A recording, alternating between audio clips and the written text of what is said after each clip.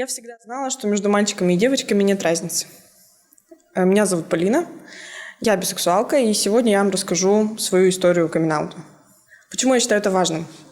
В России сейчас достаточно ксенофобное общество, и люди попадают в группу угнетения по многим признакам. В том числе, конечно, сексуальная ориентация является достаточно таким большим признаком, по которому тебе могут, грубо говоря, и фигурально, и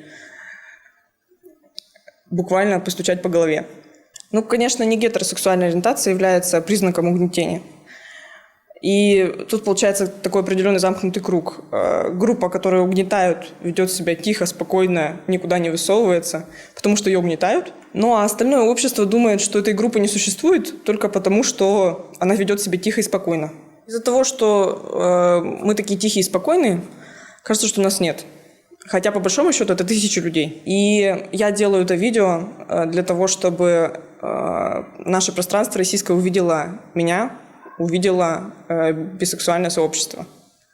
Я считаю это важно. Мне было 21, когда я совершила камин-аут. Ну, по-русски говоря, это призналась в своей бисексуальности.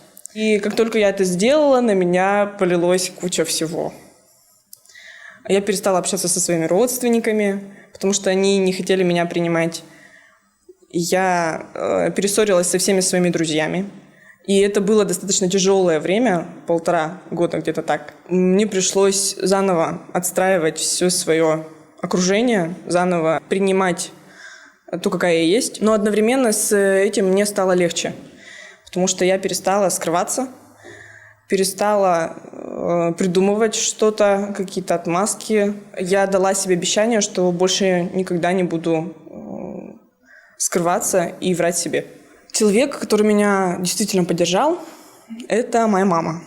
Хотя тут, конечно, тоже не все так просто, потому что какое-то время нам было тяжело об этом говорить, и мы не могли напрямую общаться именно в вопросе моей сексуальной ориентации.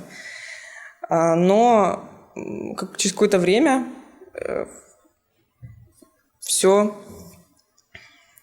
у нас наладилось, и теперь мама меня понимает как никогда раньше. То, что произошло в отношениях с моей мамой, это нормально, потому что ей тоже нужно было время, чтобы принять, понять, что со мной произошло, почему я не такая, как остальное общество наше. И я очень благодарна ей за то, что сейчас она меня приняла, и за то, что в наших отношениях все наладилось. После того, как я перестала общаться со своими старыми друзьями, у меня появились другие друзья, естественно, уже те, которые меня принимали, те, которые были, как это говорится, в теме.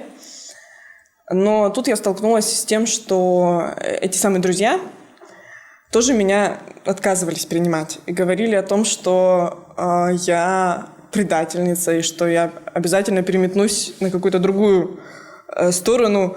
И тогда я не понимала, что вообще происходит, потому что, какая другая сторона, мы что, на войне? И это было странно. Это заставило меня задумываться о том, что бисексуальные люди, они еще одна группа, которая угнетается, получается, с двух сторон. Ни гомо, ни гетеры, они не хотят принимать меня. По крайней мере, те, которые в моем окружении. Этот момент, он меня подтолкнул на то, чтобы начать искать людей в моем пространстве, которые бы меня понимали со схожим опытом. Спустя некоторое время мне в голову пришла мысль, что в Тюмени могут быть еще такие же люди, как я. И у меня появился ресурс и возможность создать встречи для людей, которые себя идентифицируют как бисексуалов. И сейчас мы уже 1,5 года встречаемся, и у нас есть проект. И главная задача этого проекта – рассказать людям, что сексуальная ориентация не делает тебя плохим или хорошим. Это всего лишь твоя сексуальная ориентация. Это просто часть тебя, это факт. Бисексуалам и бисексуалкам я хочу пожелать, чтобы они приняли себя и полюбили себя такими, какие они есть, чтобы их уважали, чтобы они добились уважения к себе, если они этого хотят.